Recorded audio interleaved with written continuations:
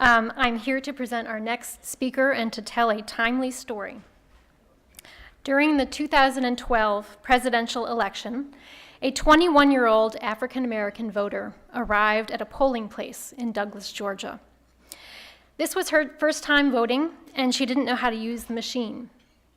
She looked around for help, and she saw Olivia Pearson. Ms. Pearson gave the young woman a few pointers about where to insert the card and the like. And then, at the poll worker's instruction, Ms. Pearson signed a form stating that she had provided this guidance. And that was it. It was a brief interaction between two strangers to which neither of them gave any further thought. Until Ms. Pearson became the subject of a felony prosecution for providing what the state of Georgia deemed unlawful assistance to a voter. The background is this: Ms. Pearson had been a city commissioner in Douglas for 19 years.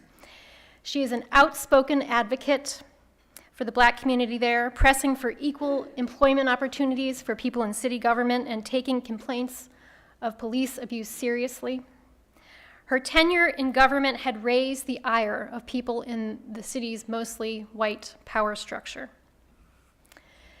Some people in this country might think that blatant efforts to sideline African American leaders and to suppress the Black vote are things that happen in the distant past. But Ms. Pearson's 2-year ordeal with the criminal legal system says otherwise. To state the obvious, improper voter assistance is not an offense for which white people of means are prosecuted.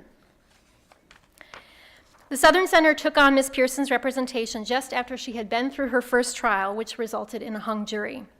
One of the first things we did was to interview the jurors from the first trial. One of the impaneled jurors, an impaneled juror in her first trial, upset that Ms. Pearson had not been convicted, freely used the N-word, and said that he did not believe African Americans should even serve on juries. SCHR got to work. Our former investigator, Maya Chowdhury, investigated the heck out of this case. And lawyer Mark Loudon Brown filed a host of pretrial motions, convincing the DA to dismiss one of the charges and to change venue out of Coffee County.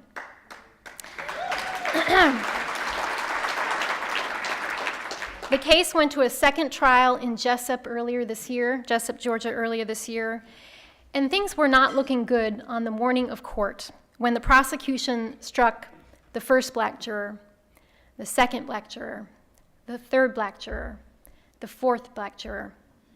And worse still, when the court accepted the prosecution's patently absurd excuses for the strikes.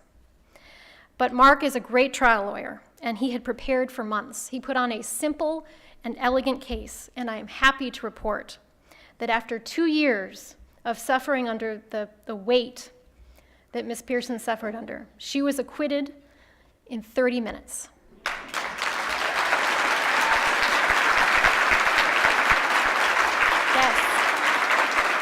Yes. But so much was at stake in this matter.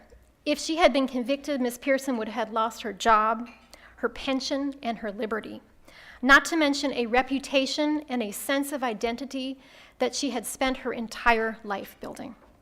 More than that, at stake was an entire community's ability to exercise the most fundamental of rights: the right to vote, the right to participate in the political process without fear of criminal prosecution.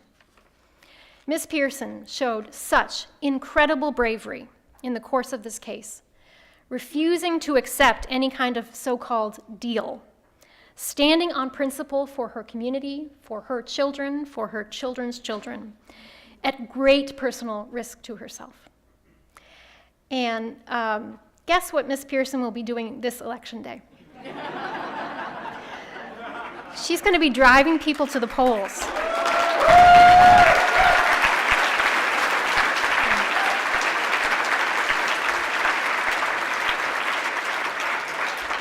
I'm so glad that Ms. Pearson is here with us this evening. It's my pleasure to introduce her to all of you.